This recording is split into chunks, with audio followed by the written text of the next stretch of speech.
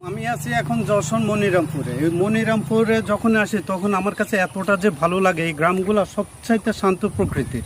এই গ্রামে আসলে কয়েকটা বৈশিষ্ট্য আছে। এই গ্রামের প্রথমত হচ্ছে যে কোনো মারপিট ঝগড়াঝাটি এই গ্রামের মানুষগুলো পছন্দ করে না, তাই কেউ কারোর সাথে ঝগড়া করে না।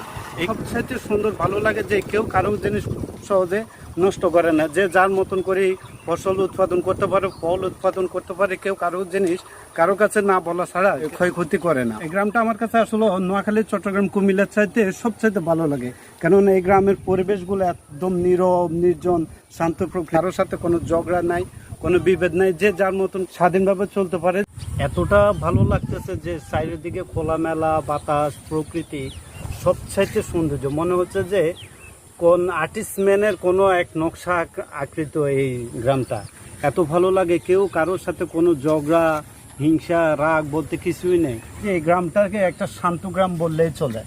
আমার যদি সমর্থন থাকতো আমি এই গ্রামেই জায়গা কিনে বসত করে ঘর বাড়ি করে সারা জীবন থেকে যেতাম। হয়তো আল্লাহ আমাকে এখনো এতটা সমর্থন দেয় নাই যে আমি জায়গা কিনে নিজে ঘর বাড়ি করে থাকার, কিন্তু পরিবেশটা যে এত ভালো লাগে, মন চায় যে একটা নিজের স্বপ্নের একটা গ্রাম।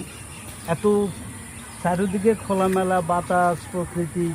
সবচাইতে বেশি ভালো লাগে ওই জিনিসটা যে এই গ্রামে চোর বলতে কিছুই নেই। যে যার মতন করে মাছের প্রজেক্ট, খামার, তোমার যে যার মতন করে উৎপাদন করতে পারে। আমি প্রায় 1-1.5 ঘন্টা ধরে রাস্তা হাঁটতেছি, কোনো আওয়াজ নাই, কোনো ঝগড়া নাই, নীরব, নির্জন। দু একটা গাড়ি, ভ্যান গাড়ি আসা যাওয়া করে।